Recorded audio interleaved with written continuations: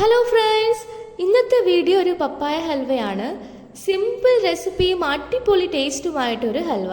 അപ്പോൾ നമുക്ക് എങ്ങനെ ഉണ്ടാക്കണം നോക്കിയാലോ. അതിനു വേണ്ടി നല്ല പഴുത്ത പപ്പായ എടുക്കുക. ഇത് ഇവിടെ വിളഞ്ഞ പപ്പായയാണ്, അത്യാവശ്യം നല്ല പഴുത്തിട്ടുണ്ട്. നല്ല പഴുത്ത പപ്പായ എടുക്കുകയാണെങ്കിൽ കൂടുതൽ മധുരം നമുക്ക് ചേർക്കേണ്ടി വരുന്നില്ല. ഈ പപ്പായയുടെ തൊലികളൊക്കെ കളഞ്ഞ് ചെറിയ കഷ്ണങ്ങളായി അരിഞ്ഞെടുക്കണം. ഞാനിവിടെ പപ്പായയുടെ പകുതിയാണ് എടുക്കുന്നത്. ഇപ്പം മുറിച്ചതിൻ്റെ പകുതിയാണ് ഹൽവ ഉണ്ടാക്കാൻ എടുക്കുന്നത്. പപ്പായ ചെറിയ കഷ്ണങ്ങളാക്കി മുറിച്ച് ഒരു മിക്സി ജാറിലിട്ട് നന്നായി അരച്ച് പേസ്റ്റാക്കി എടുക്കണം. ഈ പേസ്റ്റാക്കി വെച്ചിരിക്കുന്നതിനെ മറ്റൊരു പാത്രത്തിലാക്കി മാറ്റി വയ്ക്കാവുന്നതാണ്.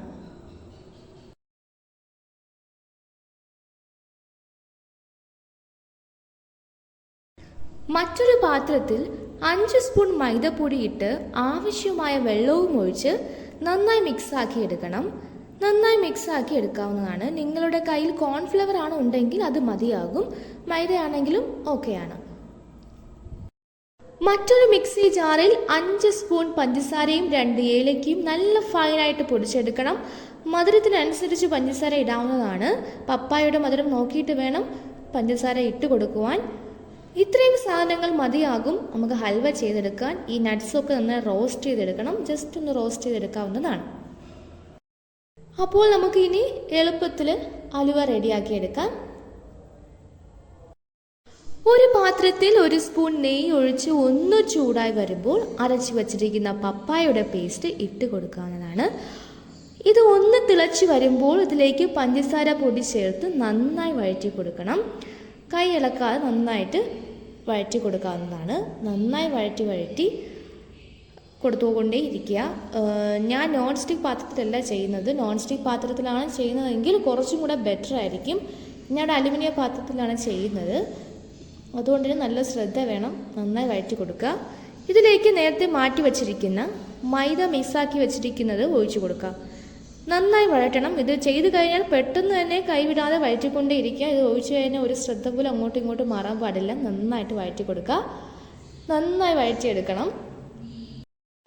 ഇനി ശ്രദ്ധ ഒന്നും മാറാതെ നന്നായി വഴറ്റി കൊടുക്കുക. അടി പിടിക്കാതെ നോക്കണം. കൂടാതെ 5 മിനിറ്റ് കൂടുന്നതനുസരിച്ച് 1 സ്പൂൺ നെയ്യ് ഒഴിച്ച് വേണം വഴറ്റി കൊടുക്കുവാൻ. നല്ല കട്ടിയായിട്ട് വരും. നല്ല കട്ടിയായി വരുന്നതനുസരിച്ച് നന്നായിട്ട് വഴറ്റിക്കൊണ്ടേ ഇരിക്കുക. നന്നായി വഴറ്റിയെടുക്കുക.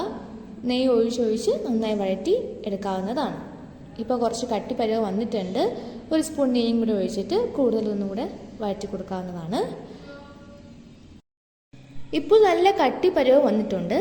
പാത്രത്തിൽ നിന്ന് വിട്ടു വരുന്ന പാകമാകുമ്പോൾ നമ്മൾ റോസ്റ്റ് ചെയ്ത് വെച്ചിരിക്കുന്ന നട്ട്സുകളൊക്കെ ഇതിലേക്ക് ഇട്ട് നന്നായി ഒന്ന് വഴറ്റിയെടുക്കുകയാണ്.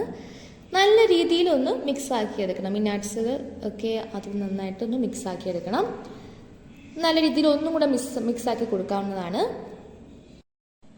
ഗ്യാസ് ഹൈ ഫ്ലെയിമിൽ വെച്ച് വഴറ്റുകയാണെങ്കിൽ കുറച്ചും നന്നായിരിക്കും. ലാസ്റ്റൊക്കെ സമയമാകുമ്പോൾ ലോ ഫ്ലെയിമിലാക്കിയാൽ കുഴപ്പമില്ല. നല്ല രീതിയിൽ വഴറ്റിയെടുക്കുക. ഇപ്പോൾ നല്ല രീതിയിൽ നമ്മൾ ഹൽവയുടെ റെഡി ആയിട്ടുണ്ട്. ഈ ഒരു പരുവാകുമ്പോൾ നമ്മുടെ ഹൽവയുടെ റെഡിയായി കഴിഞ്ഞു.